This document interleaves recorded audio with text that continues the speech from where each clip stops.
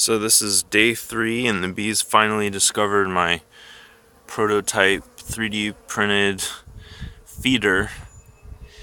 I've gone through several different design iterations and this was sort of the most recent one. This is 3D printed out of PLA via Shapeways, and it's PLA is a bioplastic made out of corn, and I designed the feeder to be natively printed out of PLA so that anyone who wanted to reproduce the design for their bees could do so freely, of course. The feeder is designed for wide mouth mason jars. You could use a quart jar or this larger jar like I've used. The nectar feeds out through, you can't really see it because of the optical distortion, but there's 6 channels inside that right here there's a little channel that goes through the bottom to the rills, and so the nectar flows out through these channels on each side and then fills the rills. You can see the nectar over here in the bottom.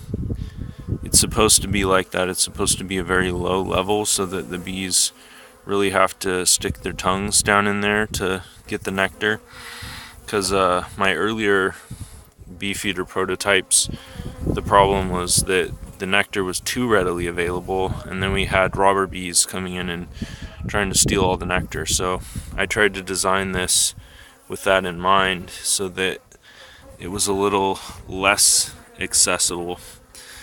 And these entrances here, they actually go all the way down to the channel. They're designed to, you put a little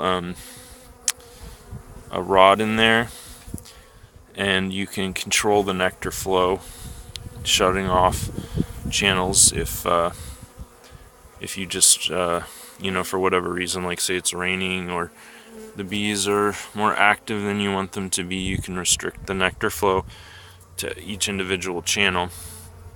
I think this costs like $30 or something to print. Of course, if you print it yourself, it's probably going to be a lot cheaper.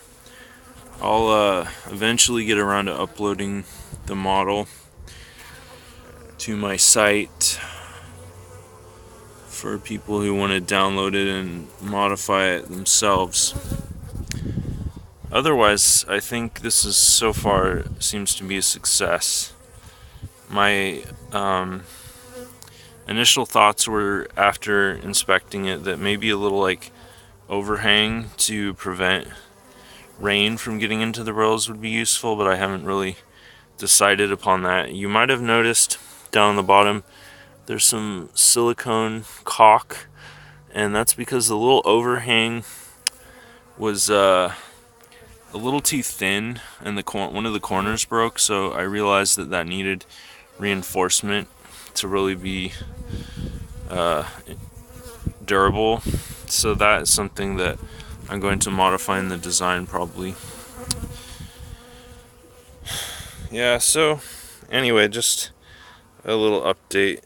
I thought you guys would be interested to see what I've been working on lately. Thanks for watching.